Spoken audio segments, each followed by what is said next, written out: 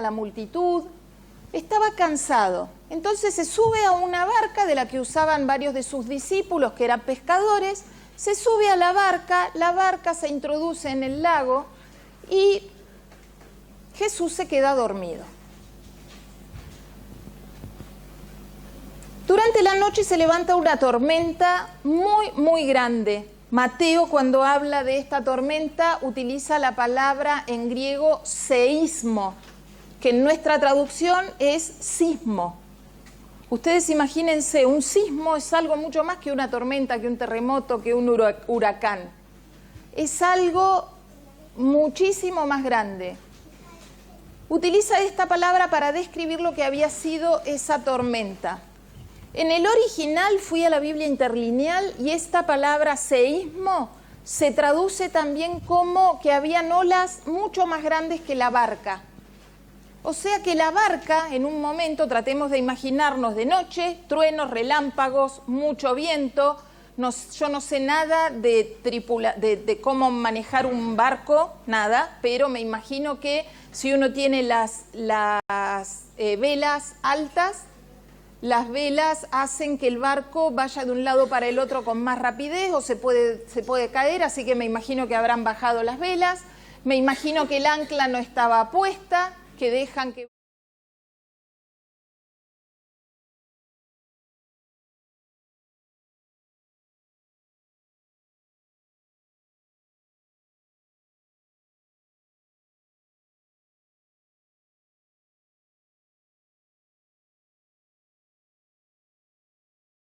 fuerte al bote, porque si se cae alguno saben que no lo van a encontrar. Estarían ya cansados, sacando agua de adentro del bote. Uno sacaba el agua, el otro trataba a los gritos, vos, Juan, remá, que yo saco el agua, y el otro que hacía otra cosa y que agarraban cuando se caían para un lado, para el otro. Todo un caos. ¿Y Jesús qué hacía? Dormía. ¿A ustedes les pasó alguna vez estar en el medio de un caos y dormir? A mí sí. Estaba embarazada de mi primera hija y el día de hoy que mi marido lo comenta matándose de risa porque no entiende cómo yo dormí. Saben que los primeros meses las embarazadas tenemos mucho sueño, por lo menos yo normalmente tengo sueño y en ese estado dormía más de lo que vivía parada. Y teníamos que arreglar una habitación y había que cambiar el techo y vino un hombre, los albañiles que estaban picando, tenían que poner las vigas y hacer un agujero en la pared para el techo, sobre la pared, a donde del otro lado estaba mi cabeza con la cama. No es que yo estaba contra la otra pared, era pared, acá estaba el albañil picando la pared y mi cabeza estaba de este lado. Dormí una siesta de 3 horas. Mi marido, cuando me levanto, me dice, yo no puedo creer que dormiste, pensé que estabas descansando. No, yo dormí, no escuché un martillazo. Y pensaba esa situación cuando esto de Jesús. Jesús estaba totalmente dormido. Cuando los marineros, los discípulos, no sabemos si eran todos ellos o algunos, se cansan, ya no dan más, no tienen más fuerzas y saben que van a morir, lo despiertan a Jesús. La pregunta es, ¿por qué lo despiertan cuando ellos ya intentaron sacar el agua del bote, la tormenta hacía varias horas que estaba arreciando? ¿Por qué lo despiertan cuando tuvieron miedo de perder la vida? ¿Por qué no lo despertaron antes? Si Jesús dormía al lado de ellos. Entonces Jesús se despierta, calma la tormenta en un instante y les hace la pregunta de Mateo 8:26. ¿Alguien lo tiene abierto?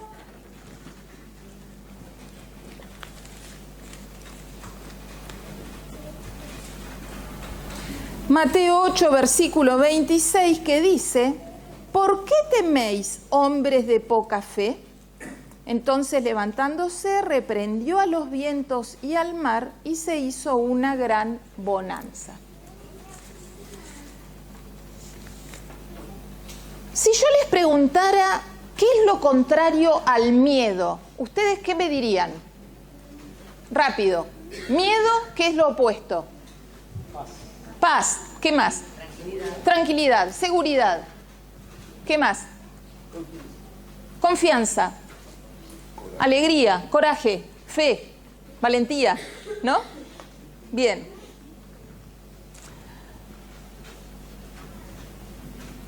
Un psicólogo dice que mientras más alto está mi miedo, más baja está mi fe. Mientras yo tengo más fe, pierdo mi miedo. Hola. Entonces, estos discípulos cuando tuvieron miedo, cuando estuvieron con temor, cuando vieron que su fe, que su vida peligrara, lo buscan a Jesús. Primer reflexión de la mañana. ¿En qué momento de mi situación, cuando yo empiezo a tener temor, empiezo a tener miedo, lo busco a Jesús? Cuando me pasa un accidente. Cuando me pasa un accidente. Muy buena. Cuando estoy remando, ya no me dan más los brazos, no me da más la cabeza, estoy cansado, estoy mareado, estoy descompuesto, estoy por hundirme, ahí lo voy a despertar a Jesús. Miren esta cita. No tiene límite la utilidad de aquel que, poniendo a un lado el yo, permite que el Espíritu Santo obre en su corazón y vive una vida plenamente consagrada a Dios. O sea, que para que mi miedo, se me apagó, para que mi miedo sea chico y mi fe sea grande, según esa cita, lo que tengo que hacer es dejar de lado el yo. Cuando dejo de buscar fuerzas en mí, cuando dejo buscar el poder en mí, cuando dejo de remar tratando de llegar con el barquito a la costa, es cuando desaparece el yo y lo voy a despertar a Jesús. Fíjense que Jesús en el barco no está en la playa, no está en la casa de la suegra de Pedro ni está con Lázaro. Jesús está al lado de ellos. Jesús siempre está a nuestro lado. Ahora depende de mí si lo voy a despertar o no. ¿En qué momento voy a buscar ayuda? ¿En qué momento le voy a decir, Señor, acá te entrego mi yo, mis fuerzas, mi sabiduría como marinero, mi todo, por favor, sálvame?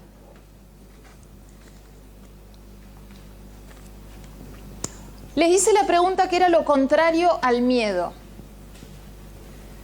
Ustedes saben que, sobre todo desde la pandemia del COVID, el miedo es algo que se instauró en nuestra sociedad de una manera muy fuerte.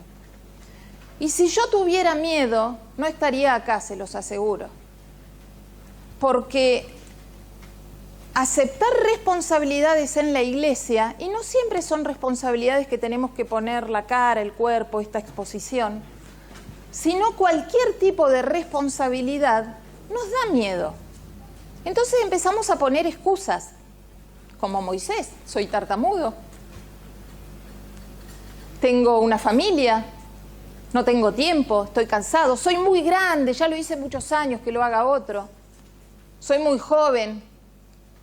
17 años tenía David cuando fue a derrotar a Goliat. Hay otro que estuvo antes que yo, que lo hizo perfecto, no hay nada que cambiar. Entonces, cuando yo vaya, lo voy a hacer mal. Mira, te voy a decir un secreto, que no es secreto. La primera vez nunca te va a salir bien. Tampoco te vas a recibir de médico con el primer examen que rendiste. La primera vez nunca sale bien. Y nos frustramos, y nos acobardamos. Pero si vos seguís pidiéndole a Dios que te ayude a donde viste que está tu error, que te ayude a donde tuviste la flaqueza, que te ayude a donde fallaste, Dios te sigue capacitando. Yo les aseguro que con tanta gente que predica bien, hay muchos que ni loco nos pararíamos acá. Pero ¿saben qué hacemos? Desde el momento que nos dan la fecha para predicar, empezamos a orar por ese tema. No solo orar por el tema que queremos dar, sino orar para que Dios nos dé la valentía de que mi miedo, mi angustia desaparezca o esté ahí porque nunca desaparece, y mi fe en Dios, mi confianza en Dios suba. Entonces, cuando a mí me piden algo, no solo estoy orando yo por ese tema, sino que tengo todo un grupo de gente que son mi ejército que está orando por mí. Y aunque ustedes, iglesia, yo esto ya lo he dicho, aunque ustedes no sepan quién es el predicador del sábado, quién tiene el culto joven o quién está el miércoles en la iglesia, oren por esas personas. Recién hablaba con Arnaldo que me dice, el último sermón que tuve que dar en la iglesia, el viernes a la noche recibí un mensaje de una persona que me volteó. ¿Ustedes se piensan que cuando preparamos algo para la iglesia, así sea lo más insignificante o así sea una salida, la escuela sabática, la persona que tiene esa responsabilidad no tuvo trabas, no tuvo problemas a lo largo de la semana, no tuvo angustias, no tuvo escollos y situaciones en las que el diablo quiere bajonearlo, que no venga a la iglesia, que esté cansado, que se le pinche el auto, qué sé yo, que se pelee con su hijo? Nos pasa a todos. Por eso la necesidad de orar unos por otros. Bien, avancemos. Vayamos a Isaías 6.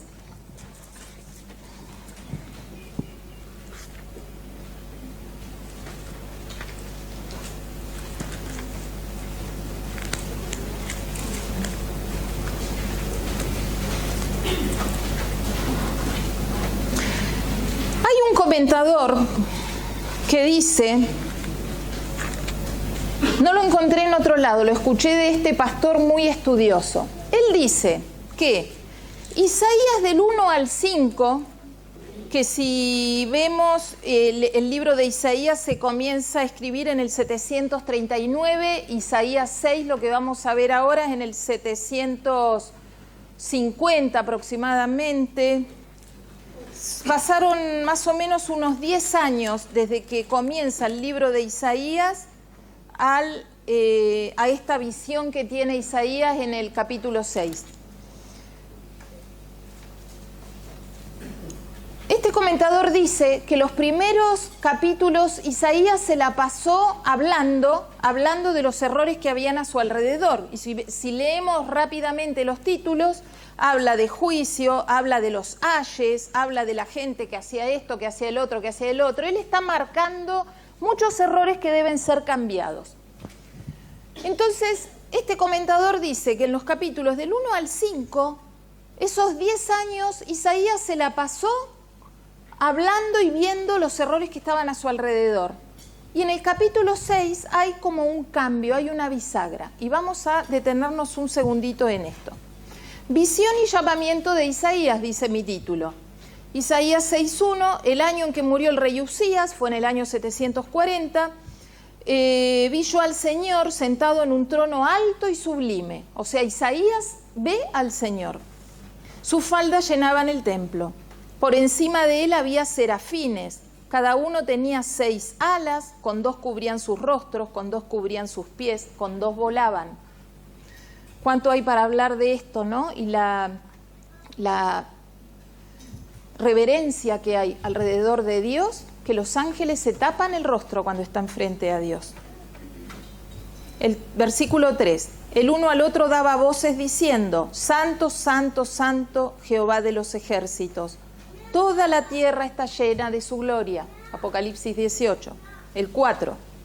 Los quiciales de las puertas se estremecieron con la voz que clamaba y la casa se llenó de humo. Entonces dije, ay de mí que soy muerto, porque siendo hombre inmundo de labios y habitando en medio de un pueblo que tiene labios inmundos, han visto mis ojos al Rey Jehová de los ejércitos. Fíjense acá que Isaías hace una confesión sincera, porque Isaías acá dice, ay de mí que soy muerto, porque siendo hombre inmundo de labios. ¿Y qué había pasado en los capítulos 1 al 5? Se la pasaba hablando él. Y acá él de algo se da cuenta, en algo se da cuenta que se equivocó. Estando frente a Dios se siente tan indigno que dice, soy inmundo de labios, habitando en medio de un pueblo que también tiene labios inmundos. Versículo 6. Entonces voló hacia mí uno de los serafines, teniendo en su mano un carbón encendido, tomado del altar con unas tenazas. Colocando con él sobre mi boca, dijo: he aquí que esto tocó tus labios y es quitada tu culpa y limpio tu pecado. O sea, el serafín con esta acción nos está demostrando que lo limpió del pecado, que él estaba confesando. ¿Cómo? Sinceramente. Él estaba reconociendo su pecado. Entonces fue limpiado. El versículo 8 dice: oí la voz del Señor que decía: ¿a quién enviaré y quién irá por nosotros? Entonces respondí: heme aquí, envíame a mí. Ahora Isaías estaba realmente preparado para la misión. ¿Isaías tenía miedo en este momento? Él dijo: envíame a donde sea, a hacer lo que sea. No le dice: no, Señor, hago esto, pero el otro no, porque no puedo.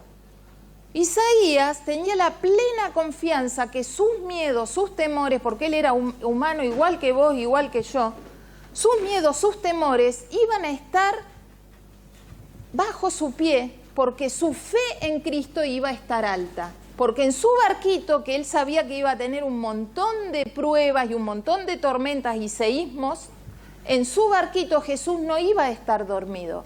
Él iba a estar con Jesús a su lado. Vamos a otras historias.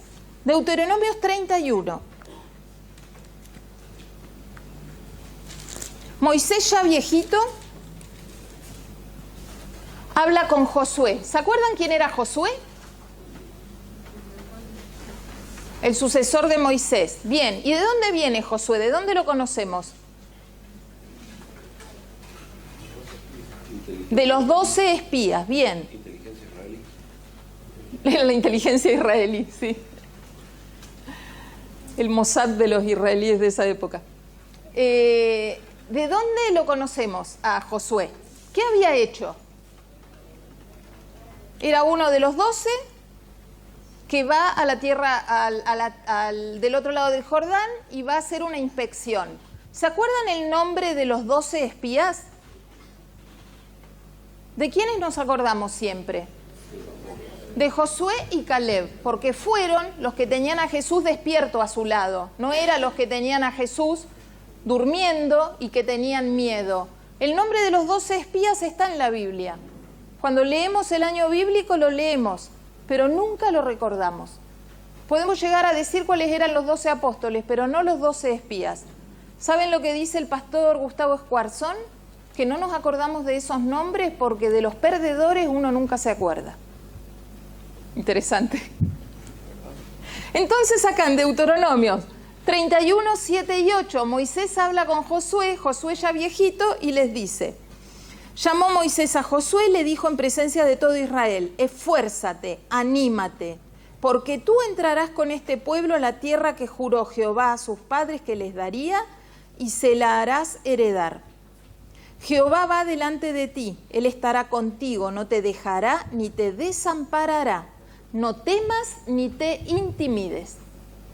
El consejo de este Moisés viejito antes de ir al descanso a su sucesor. Ahora, Josué, capítulo 1, versículos 2 al 9. En el versículo 1 dice que Moisés, siervo de Jehová, le habla a Josué. Jehová le está hablando a Josué. Versículo 2 dice: mi siervo Moisés ha muerto, ahora pues levántate, pasa este Jordán tú, todo este pueblo, a la tierra que yo les doy a los hijos de Israel. Yo los he entregado, como lo había dicho a Moisés, todo el lugar que pisare la planta de tus pies. Versículo 4. Desde el desierto y el Líbano hasta el gran río Éufrates, toda la tierra de los heteos hasta el gran mar donde se pone el sol, será vuestro territorio. Nadie te podrá hacer frente en todos los días de tu vida. Como estuve con Moisés, estaré contigo. No te dejaré ni te desampararé. 6. Esfuérzate y sé valiente, porque tú repartirás a este pueblo por heredad la tierra de la cual juré a tus padres que la daría a ellos. Solamente esfuérzate y sé muy valiente, para cuidar de hacer conforme a toda la ley que mi siervo Moisés te mandó. No te apartes de ella ni a diestra ni a siniestra, para que seas prosperado en todas las cosas que emprendas. 8. Nunca se apartará de tu boca este libro de la ley, sino que de día y de noche meditarás en él, para que guardes y hagas conforme a todo lo que en él está escrito, porque entonces harás prosperar tu camino y, ¿qué dice? Todo te saldrá bien. 9. Mira que te mando que te esfuerces y seas valiente, no temas ni desmayes, porque Jehová tu Dios estará contigo en donde quiera que vayas. ¿Jesús estaba durmiendo en el barco al lado de Josué o estaba despierto? Con todo esto, wow, la que se le venía a Josué. Antes de empezar su ministerio, Dios le habla y le da estos consejos. Ahora, no cierren, analicemos un poquito. En el versículo 2, las órdenes que le da: levántate. Versículo 6, esfuérzate, pero ya esfuérzate y sé valiente está hablando con respecto al pueblo. Nosotros, que cada uno tiene su carácter y nos gusta hacer las cosas a nuestra manera y muchas veces nos metemos en problemas, ¿sí? Dios sabía que era un pueblo de dura cerviz, que iba a ser difícil arriarlo, encaminarlo. Josué, esforzate y sé valiente. En el versículo 7 le dice, esfuérzate, pero ya empieza a hablar de la ley, del libro de la ley. Sé muy valiente. Antes cuando era que tenía que tratar a los hombres, guiar a los hombres, ser un líder de hombres, le dice sé valiente. Pero ahora, con respecto a la ley y a guardar la ley, le dice sé muy valiente. Dios sabe lo difícil que es seguir lo que dice la Biblia y sus consejos. Sabe la cantidad de luchas que tenemos, la cantidad de tentaciones, las cosas por las que pasamos a diario. Por eso le está diciendo a Josué, Josué, yo sé lo que te va a pasar, vas a caer un montón de veces, por eso te estoy pidiendo que seas valiente, que yo esté despierto al lado tuyo constantemente para que tu fe en mí sea alta, tu yo esté ahí abajo y que vos puedas guardar lo que dice la ley.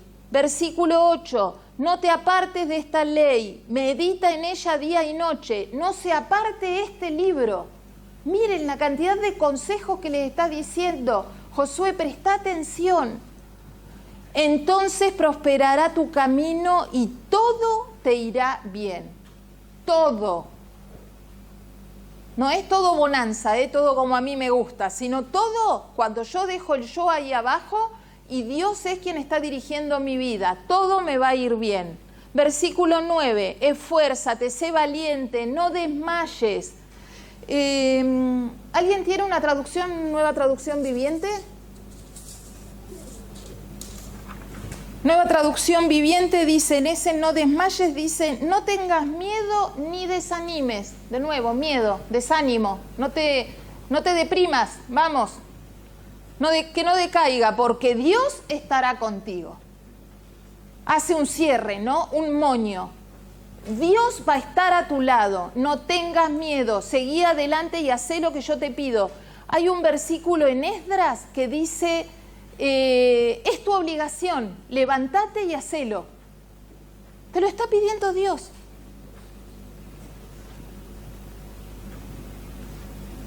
Cuando vos te piden algo, ¿vos pensás que estás preparado? ¿Te da miedo? La cantidad de excusas que ponemos para no hacer algo cuando nos piden algo. Dios no llama al más preparado. Dios prepara al que llama. Entonces, mientras vos lo tengas despierto a Jesús a tu lado, con tus limitaciones, con tus cosas buenas, con tus cosas malas, Dios te va a guiar para que vos puedas ser un fiel hijo de Él y brillar en el lugar al que vayas. El último sermón que di acá, que fue el primero de este tema, hablé acerca de la primera visión que tuvo Elena de White.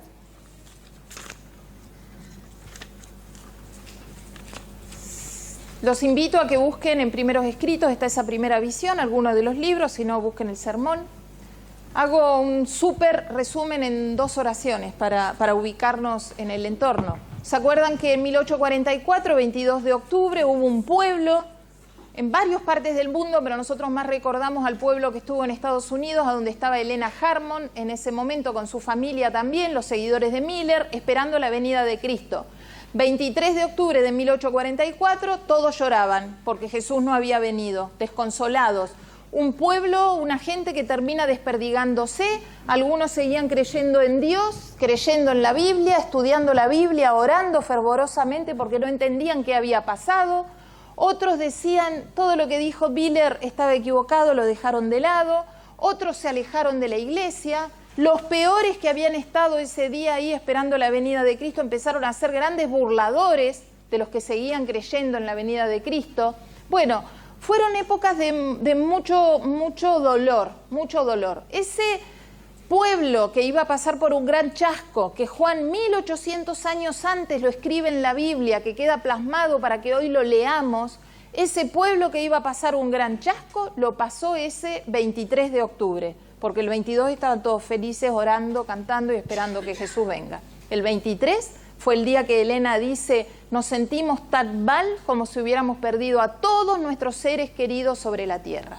Se quedaron totalmente solos.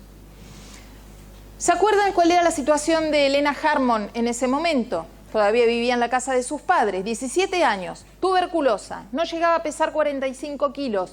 Ella dormía sentada porque tenía ataques tan fuertes de tos que se ahogaba. Tremendamente tímida. Ella dice que estaba tan incómoda cuando había gente que no conocía que huía de los lugares a donde había gente desconocida para ella, porque era tan tímida que se sentía mal. No se animaba a hablar en público. Toda esta situación, 45 días después, fines de diciembre, va a la casa de su amiga, la señora Haynes, del otro lado de la ciudad, y ella tiene la primera visión. Una visión que le dio ánimo al pueblo que estaba totalmente desahuciado. En esa visión ella ve un pueblo en un camino angosto y recto que va hacia la santa ciudad.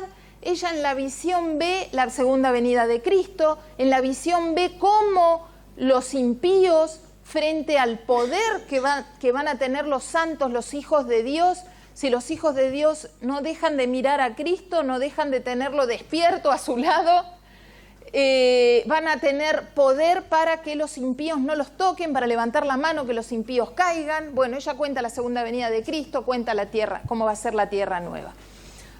Un mensaje de ánimo dado en el momento oportuno para un grupo de personas que la estaba pasando realmente mal y encima se sentían muy solos.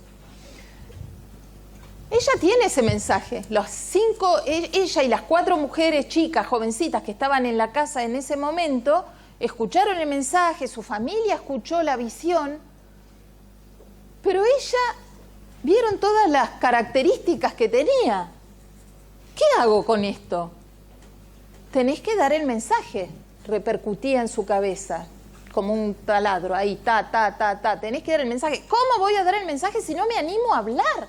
No me animo a pararme delante de gente, no puedo estar en público. Le voy a decir a mi hermano Roberto, el hermano Roberto tenía 2 años más que ella, o Rodolfo, o algo así era con R, Roberto.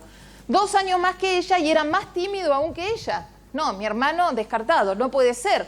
¿Qué hago? Señor, por favor, sacame este peso. Ella cuenta en este libro, Notas biográficas de Elena de White, cuenta que quería morirse. Literalmente pedía que Dios la lleve al descanso porque no quería hacerse cargo de esa responsabilidad. En su casa se dieron cuenta de toda esta situación, entonces varios hermanos y su familia se juntaban a orar.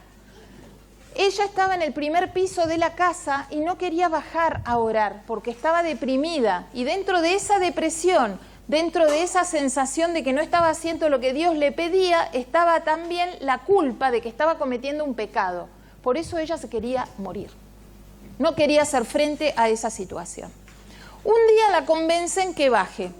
Baja, se encuentra ahí en la reunión de oración, oran por ella, porque las reuniones de oración eran que oraban por ella específicamente, y ella tiene la segunda visión una semana después de la primera.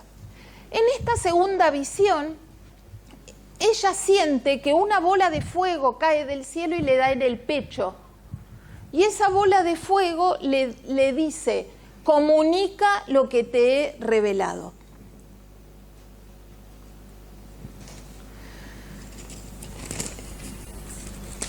Comenta, mientras oraba, se disipó la oscuridad y me iluminó una luz repentina. Una especie de bola de fuego me dio sobre el corazón y caí desfallecida. Me pareció estar en la presencia de ángeles y uno de ellos me dijo, comunica lo que te he revelado. Bien, ubiquémonos en el contexto también de lo que era esa época, 1845 ya, era enero. El hipnotismo estaba muy presente en todos lados. Esta semana, leyendo unas hojas con mi hija, descubro, porque si lo había leído alguna vez no lo sabía, que Freud entre el año 1880 y el 1900 aproximadamente, él estuvo haciendo muchos estudios acerca de la hipnosis. Y él escribe, la hipnosis ya venía de mucho tiempo antes, porque Freud había ido con otros médicos de la mente que hacían hipnosis y encontraban respuestas a problemas mentales en la hipnosis. Habían muchas personas, una sociedad así, ¿no? La hipnosis, todo lo que tenía que ver con las cosas de la mente, eso era lo normal. Habían muchas personas que decían tener visiones también. Entonces, entre los que no eran seguidores, decían, son charlatanes. Es gente que se la pasa hablando, tuve una visión de esto, del otro, y ya para la sociedad no creían en esa gente. En ese entorno, Elena tiene que decir, hello, acá estoy, yo también tengo visiones. Es una más, dijeron. Entonces, en contra de todo lo que ella tenía con su personalidad, ahora tenía que afrontar el qué iban a decir. Porque en la sociedad, tener visiones era un charlatán más. En esta visión que ella tiene, había un pastor, el pastor Pearson. El pastor tenía reuma y no pudo arrodillarse en la oración. Y él vio que esa bola de fuego chocaba en el pecho de Elena. Entonces, cuando terminan la oración, se paran y él dice, ahora sí creo en vos. Salí a dar el mensaje porque Dios te puso en un lugar en el que tenés que predicar. Tenés que hablar de lo que Él te está diciendo. Entonces ella dice en sus escritos que a partir de ese momento se entregó totalmente a Dios. Pero le vino otro miedo, el engreimiento. Yo voy a estar hablando de Dios y en algún momento puedo pararme en un lugar en el que no me corresponde. Siempre Jesús tiene que estar en primer lugar. Entonces empezó a orar por eso. Y el ángel le dice en un sueño, tus oraciones han sido contestadas. Dios extenderá su mano para salvarte. Por medio de la aflicción te atraerá a sí y conservará tu humildad. Y de nuevo le vuelve a decir, comunica fielmente el mensaje. Vas a tener toda la ayuda del cielo, como se le dijo a Josué, yo estaré contigo en todo momento. Jesús está despierto al lado mío. El yo no va a ser un problema para vos, porque eso que te estás preocupando del yo, que sé que te ensalces demasiado, ¿qué va a pasar? Y fíjense acá cuando nosotros pasamos por pruebas, ¿qué va a pasar? Dios extenderá su mano para salvarte por medio de la aflicción, te traerá de nuevo los pies a la tierra. Es otro tema, pero me dejó pensando mucho también. A ella, ¿ustedes leyeron la cantidad de problemas y aflicciones por los que pasó Elena a lo largo de toda su vida? La pobreza, los viajes, dejar a sus hijos en manos de otras personas, la pérdida de sus hijos, la muerte de su marido, la enfermedad, el hambre, porque pasaban hambre, ella cuenta que pasaban hambre. Por medio de la aflicción, Dios va a evitar que vos te ensorbezcas para que estés abajo y yo sea exaltado.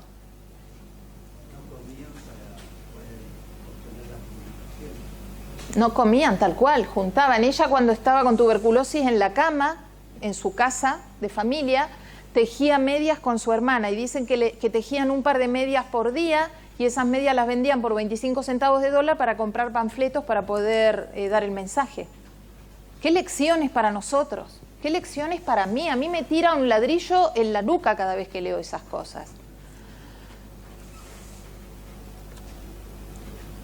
¿A quién bautiza Jesús como Boanerges?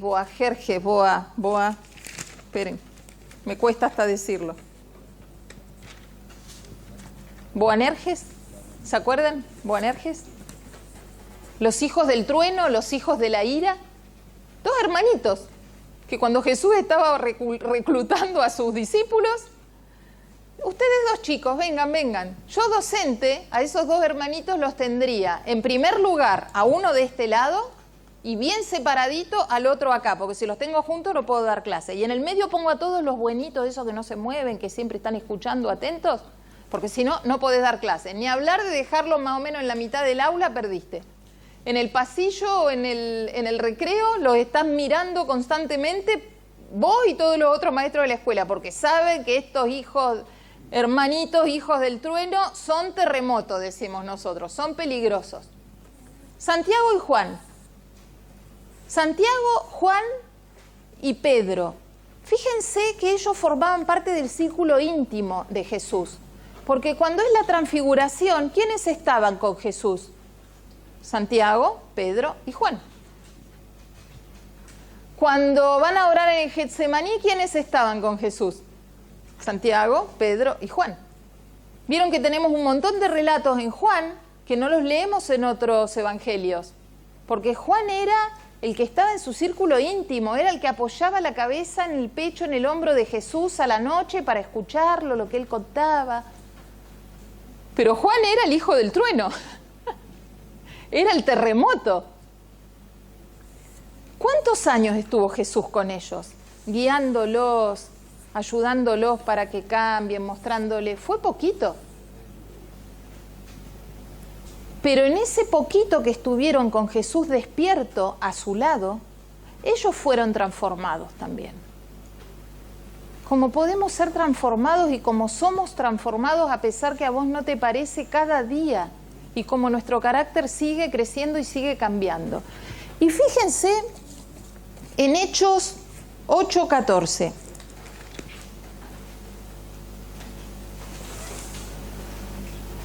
Ya Jesús había muerto, había resucitado, había ido al cielo, había pasado el Pentecostés.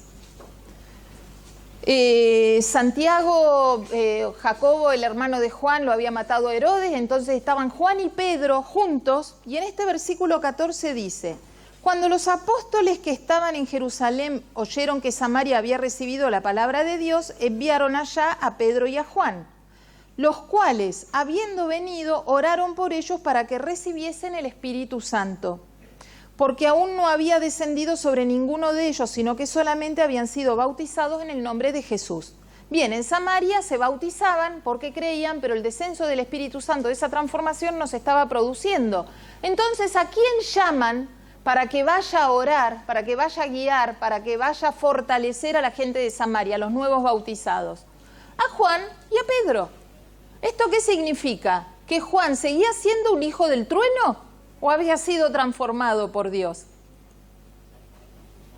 Entonces, el pensamiento que a mí me quedaba cuando leía esto es: si tantas personas vemos en la Biblia, leemos de los escritos de la hermana de White, que realmente fueron transformados, que dejaron de lado su miedo para ser personas, como decía esa cita, no tiene límites lo que Dios puede hacer con vos. ¿Vos te has preguntado eso?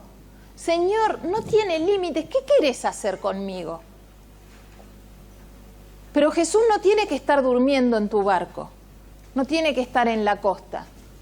Jesús tiene que estar a tu lado despierto, y para que Jesús esté despierto yo lo tengo que llamar. Yo tengo que vivir con Él. Como le contábamos recién a los niños, Jesús tiene que ser mi mejor amigo y tengo que llamarlo, dejar de lado mi yo, para que eso que no tiene límite, Dios pueda ponerlo en evidencia. No por mí, para que yo no me ensalce porque yo soy el último orejón del tarro, sino porque en mí Dios me va a utilizar para que el que está pasando en este momento, caminando por la vereda, pueda conocerlo. Y para que tenga poder mi oración, o cuando yo me acerco a las personas, así como los discípulos después sanaban, aún la sombra de ellos sanaba a los enfermos, que nosotros, iglesia, podamos tener poder para que frente a todas las cosas que ya se están viniendo en el mundo y todas las manifestaciones satánicas que van a haber, nosotros, como decía la primer visión de la hermana de White, que levantando el brazo en el nombre de Cristo, ellos caían desmayados al suelo, podamos tener ese poder. Dios nos quiere utilizar, no tiene límites, dice la cita. No hay límite, es un infinito todo lo que puede hacer Dios por vos. Ponete en sus manos, despertate. ¿Qué dijo David, 17 años, chiquitito, que cuando se puso la pechera, la coraza del rey Saúl, se la sacó porque le pesaba mucho, no podía caminar con eso? Yo me imagino que le pusieron eso, le llegaría a las rodillas a David, de lo enclenque que era. ¿Qué dijo este niñito cuando fue a enfrentarse con Goliat? ¿Tuvo miedo? ¿Dónde estaba su fe? Allá arriba estaba su fe. No pensó, fue inconsciente, porque realmente si pensamos con la razón fue totalmente inconsciente. Ahí arriba estaba su fe. Le dice, vos venís con pala, con jabalina, yo vengo en el nombre de Jehová, el Dios de los ejércitos de Israel. Punto. Y tiró una piedra. Tiró 5 piedras que tenía él por las dudas de repuesto. No, tiró una sola.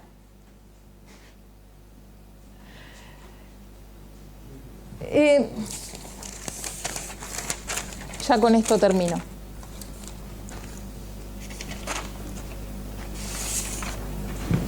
Zacarías 4 dice, no con ejército ni con fuerza, sino con mi espíritu.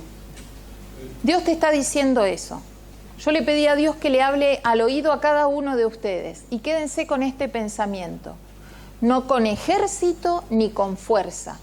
No con los baldes que tengo adentro del barco para sacar el agua, ni los remos que tengo, ni mi sabiduría, ni todos los títulos que tengo, las maestrías.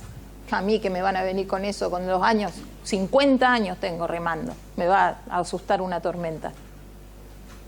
¿Sí? No con todas tus fuerzas, porque nada de lo que yo tengo vale.